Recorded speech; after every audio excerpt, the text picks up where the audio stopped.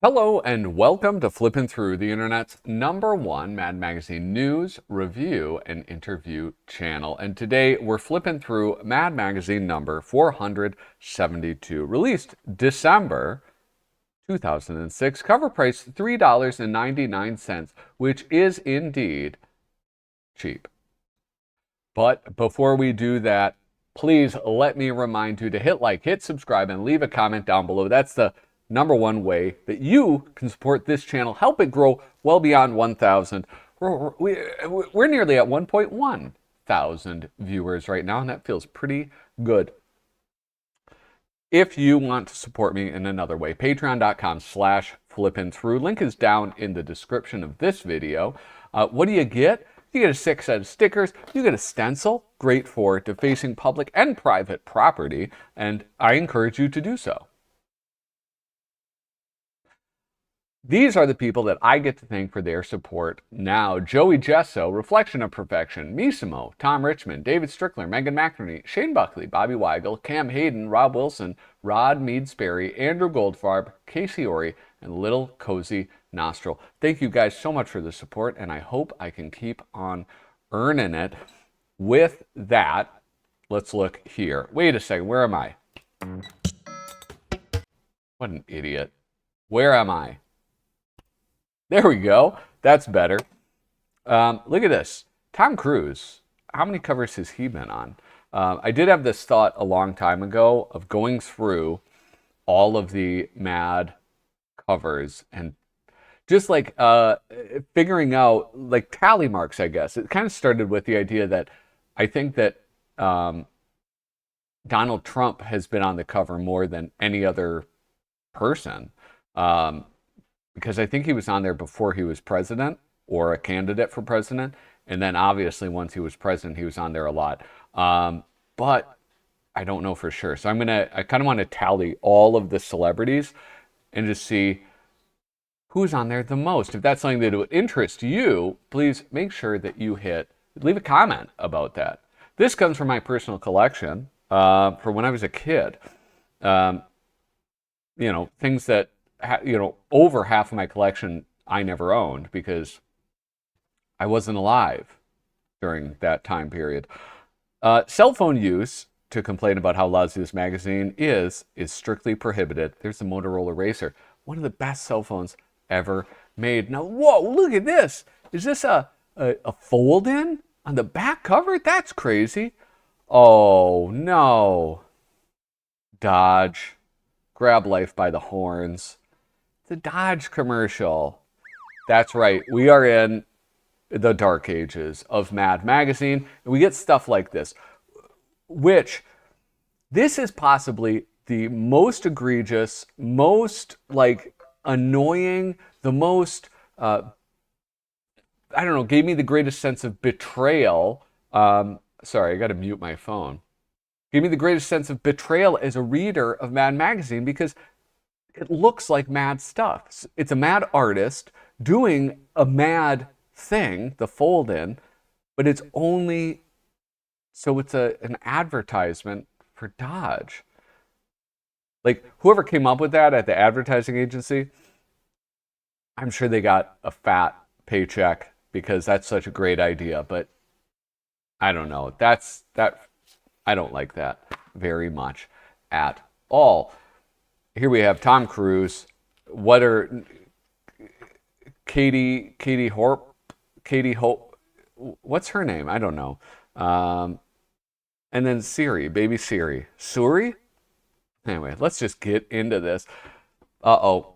Oh, another ad alert. Yeah, sorry, guys. You're going to be hearing that a lot in this issue.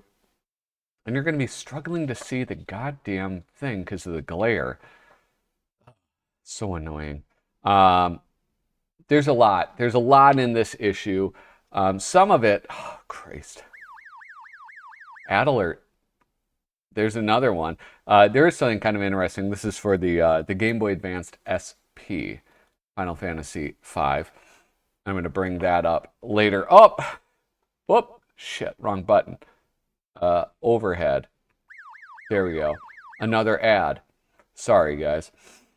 In this right here in the letters department, letters and tomatoes. Here we have this. For our latest installment of this wildly popular and fiercely loved magazine, we turn to the pages of Double XL magazine and answer one of their letters as it should be answered. I just received my August issue, and I went straight to the eye candy. I must honestly say, Akira, you are a beautiful black woman, and you do have a little junk in your trunk. I hope you accomplish your future goals, but still, my beautiful black queen, Malia, is still holding it down for 2006 Double XL eye candy from every angle. That's a letter from BJ in Compton, California. BJ, we took the liberty of passing your letter on to Akira herself. Turns out she's into you too. Apparently, even though she's a video girl and a professional model, you are the first one to ever notice that she was attractive. Amazingly, one of her future goals is to date a creepy loser who sent her a love letter via magazine.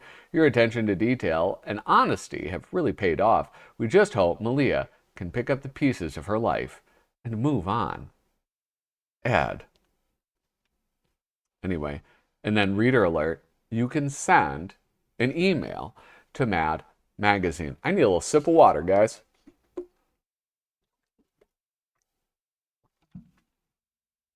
Oh, gotta love that water. I don't know. Oh, Crime in Italy. Another one.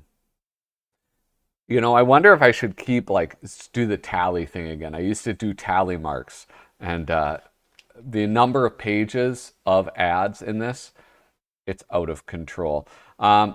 There's not much more in this. I got to keep in mind the time.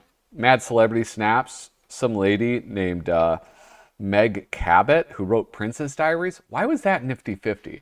I mean, Princess Diaries, I know that movie stars Catwoman, but then there's this. I don't want to see your kid. Sorry.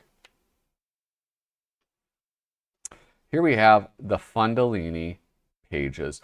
I'm going to zoom in on a few things in this. One is this.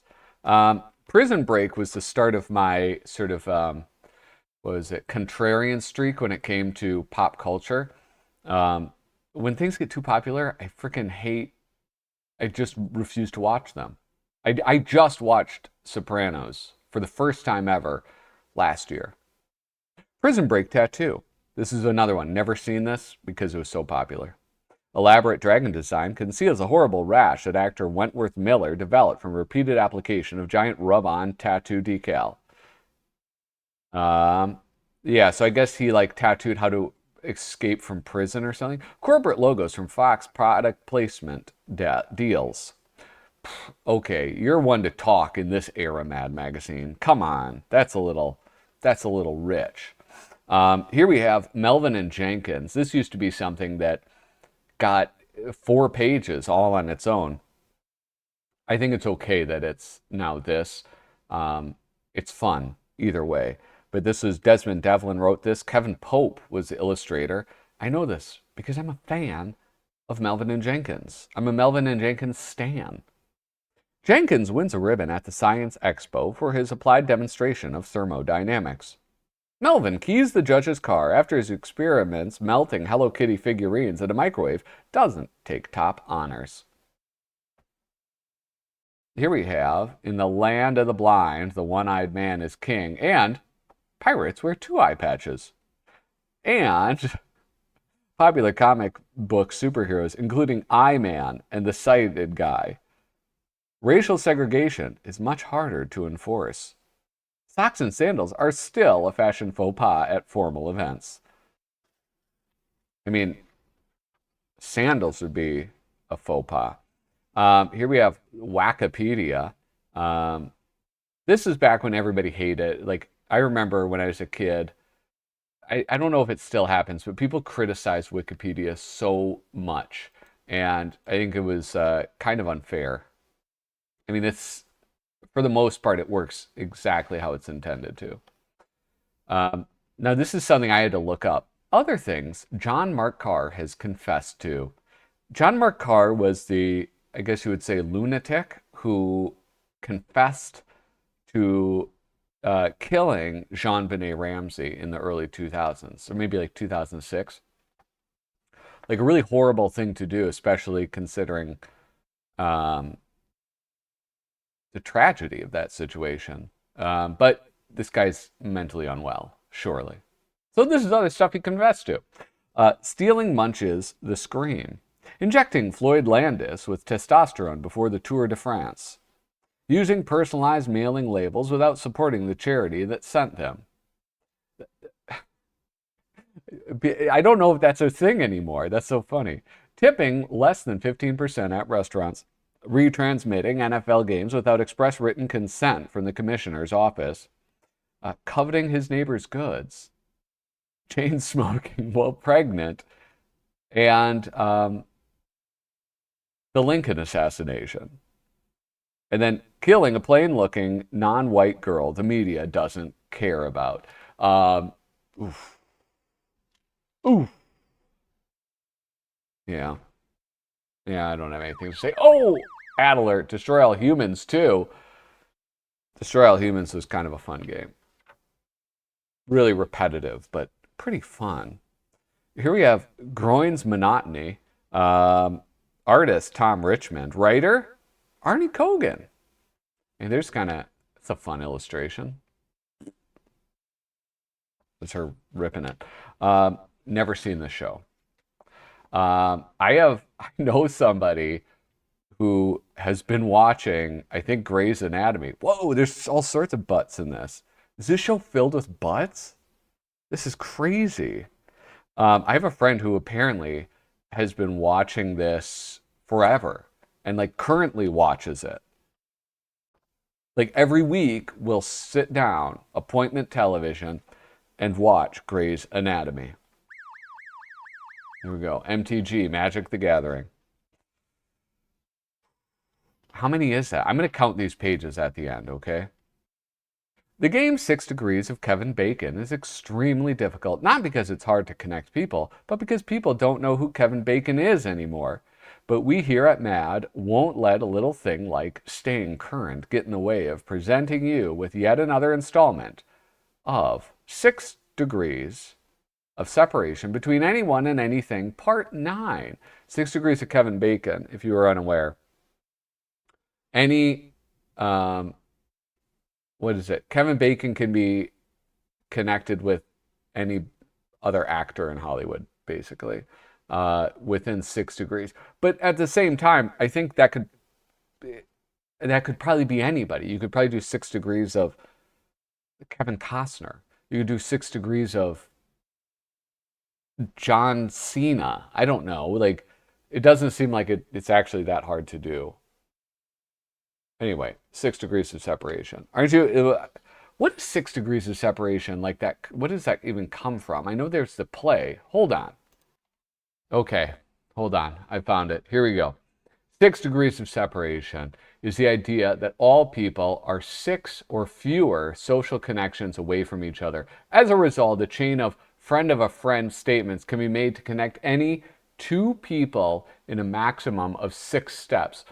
It is also known as the 6 handshakes rule. The concept was originally set out in a 1929 short story by Frigg Something, in which a group of people play a game of trying to connect any person in the world to themselves by a chain of 5 others. It was popularized by John Guar's 1990 play 6 Degrees of Separation.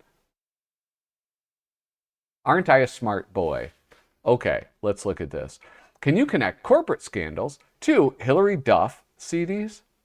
Corporate scandals require the manipulation of numbers, as does Sudoku, which is a serious drain on people's time, as is instant messaging, which can produce carpal tunnel syndrome, as can viewing One Night in Paris on the internet, which is dirty and mostly green, as is Oscar the Grouch, who spends most of his time in a garbage pail, much like the Hillary Duff CDs.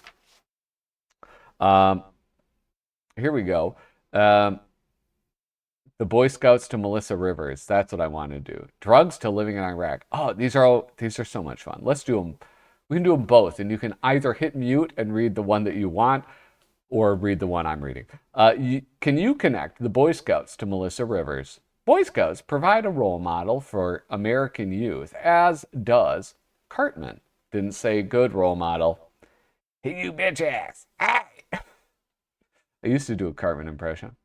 Who's a big-headed cartoon character, as is Terrell Owens, who makes old-time Cowboys fans cringe, as does Brokeback Mountain, which spawned lots of bad jokes last year, as did Mad Kids, which is a junior version of an awful original, as is Melissa Rivers. You know, Joan Rivers actually was the person who first made the accusation that Michelle Obama is actually a man. Look it up. Here we have another Adler. Now this is what I thought interesting. This is another so Children of Mana. But here you have this, which is the Nintendo DS, which is a different system as that. So you have two video games advertising on two Nintendo systems. Oh, and then you have this Forza Motorsport 2 on Xbox 360, a giant 2-page spread, 4 pages they bought right in the center of the magazine. And then you also have the MAD calendar. It's a lot. Let's look at Planet Tad. All right. I love Planet Tad. If you love Planet Tad, I want you to leave a comment that says Planet Tad, more like Planet Rad. Try that. I was flipping around the cable today and caught a bit of Star Trek: The Next Generation, and then some of the last movie they did. And you know what? That robot got old. In bio class, we're learning about bacteria. On Monday, Mr. Parker ran a swab across Leanne Chu's desk and then swiped it across a petri dish. Yesterday, he showed us all the bacteria that had grown on the dish overnight. It was pretty cool, but it totally freaked Leanne out. She showed up today with a big bottle of Purell and kept squirting it on her hands and staring at her desk like it was going to attack her. Mr. Parker tried to calm her down and told her that there's bacteria on everything, even on the food we eat. I heard some girls caught her later at lunch running her peanut butter and jelly sandwich under hot water in the bathroom, trying to sterilize it. She wound up eating it from a bowl with a spoon. Poor Leanne. Leanne Chu's desk. Creatures of death. Mood, embarrassed. Here's some advice. If you're going to try to get rid of a unibrow, don't just take a razor and shave down the middle of it, because you'll probably cut off more than one side of... Wait. You'll probably cut off more on one side than you mean to, and then you'll try to even it out on the other side. And then you'll realize you cut too much off of that side. Need to even it up on the other side. And one thing will lead to another. And then you'll have no eyebrows. That actually happened to a friend of mine when I was in the Navy. He had done like this Halloween makeup with like latex. And it ripped off part of his eyebrow. And he thought that he should shave the other side to even it out. And he came to work with no eyebrows whatsoever. What was his name? I forget. Anyway, from the files of Wanda Goldstein Flankman, animal psychiatrist. This is Teresa Burns Parkhurst. What's the eating disorder called when you binge on your own puke? When I got sprung from the macro maintenance clinic, I swore I'd never touch a junk again, but I ran into some old buddies carrying catnip, and the next thing you know, I'm running figure eights at 70 miles per hour. Dang. I know she's my mother, and sure, I know she's always given me my bath, but lately, it just feels weird. So, Dr. Blatworth, do you think you have problems with your mimicking others? Monkey see, monkey do. I don't know. That was okay. I like Teresa Burns Parkhurst, but usually it's like a little bit more sassy than that. Here's some Peter Kuper, Spy versus Spy, Cooper Trooper, Cooper Scooper, Party Cooper. And there we have it. I hope you enjoyed that. Here we have the Monroe in the Army Part 1. Now, this era of Monroe is tough because, it doesn't have Bill Ray. No Bill Ray doing this. And I love the writing, right? Anthony Barbieri is like just as important part of Monroe as Bill Ray. However, it's just not the same without Bill Ray doing the artwork. This artwork is awesome. I love this. Tom Fowler is great. I love the colors that he does on it. I love his style, but it's just the language is too different. The design language for the characters, it's I don't know. It's just not the same, and that's all I can say, really. I mean, it's like you can't say it's bad, can't say it doesn't look good. Just isn't the same. Anyway, oh no, Dragon Ball Z, Budo Kokai Tentachanchi 2. So good. It was the video game so good that they had to do it again. Who is this guy? Is this Peter Bagg? No. Yeah, it is. And Jacob Lambert. Unexpected hassles of new video game consoles. Here we have the inevitability that once the dust settles, one of the new consoles will be regarded as the crappy one, and you have a bad feeling that it'll probably be yours. I think if anything, I mean, the Nintendo Wii probably was the best of the three. It had the best games. It had the most fun. It was the most fun to play. So maybe it wasn't the best graphics. Didn't have the best games, but it had great games. Like the best games, like, you know, the AAA games. But it was awesome. The new console's power allows for new heights of plotting and character development in the latest Tomb Raider, Resident Evil, and Doom games, making you wonder why the same couldn't have been done for those awful movies. Wireless controllers just give your sore loser friends one more easily chucked object to wing at your head. That's like really true though. Like people would throw the controllers and they would break. That's amazing that they called that. The new consoles consolidate MP3, DVD, and the internet into one place, which will also be the site of vicious family battles over who gets to use it. That was another cool thing. That was a fun era. PS3, Xbox 360, Wii. Wow, what a great time to be alive.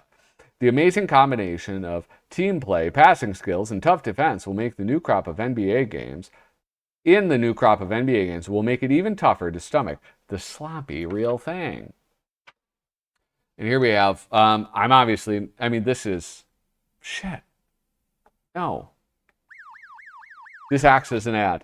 And I refuse to, yeah.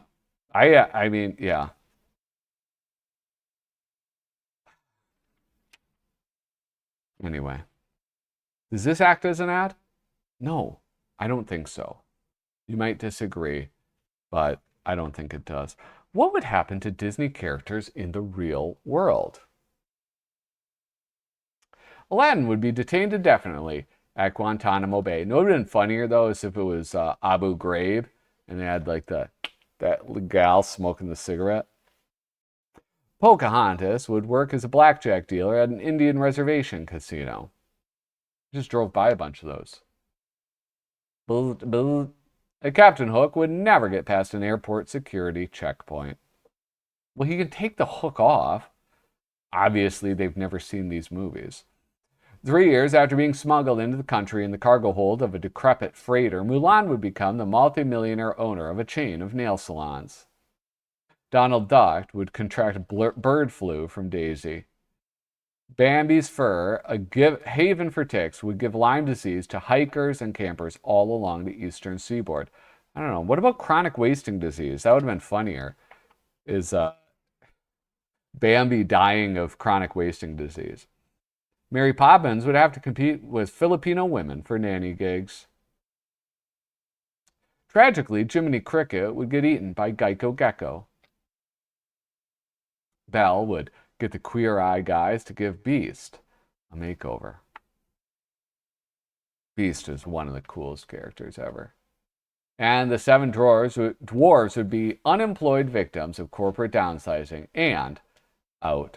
sourcing. Now this is kind of cool. This is lesser known comic book villains. Not long ago, we ran the League of Rejected Superheroes, but what good are crappy heroes without equally pathetic villains to fight? So we enlisted some of comics' hottest stars, who had a pretty good run up until they took part in this career ender, to illustrate these lesser known comic book villains. Here we have Terry Dodson. I don't know what Terry Dodson did, but I know the name. There's a few of these people that it's like obvious, and then there's others where I'm like, I've never heard this name before. Here we have the Vague Viper, comic book debut, just die already, number 133. Enemies: that guy in the green boots, and Lady Person. Superpower: after being exposed to radiation, she developed amazing skill at the card game Uno. Split personality, sometimes joins with the forces of good, which is in keeping with her role as leader of the Ambivalence League of America. Weapon: pamphlet of lies. Here we have John Cassaday. And then this one, I mean, this is like the man right here. Mike Mignola, the guy, Mignola. The Yak Master. This is the dude that did Hellboy. So how can you not know him? Background: this comic was originally written in the Himalayan dialect, spoken by around 200 people. And the translation is very iffy. Weapon: something that looks like a blender with sharpened bamboo sticks protruding from it. Reversal of cliche: though there's a Buddhist monastery close by, he traveled to Mississippi to be trained by Southern Baptist ministers. Catchphrase: hard to tell. He's a bit of a mumbler. Anyway, let's look at a mad look at Thanksgiving. I love this one because of the weird Mickey Mouse smirk right there. That's awesome. All right, here's a lady playing with a turkey. Oh, ew. Oh, a diamond. That's not okay. This is a weird spot for it. It's all pushed all the way to the back.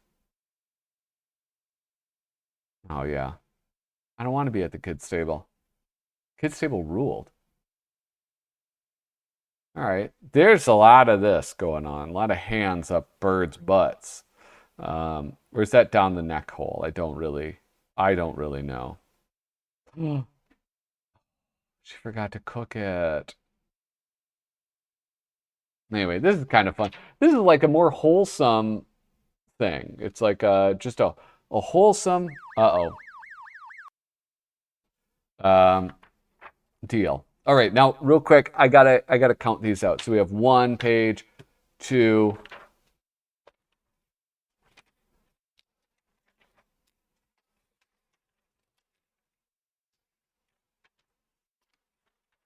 3,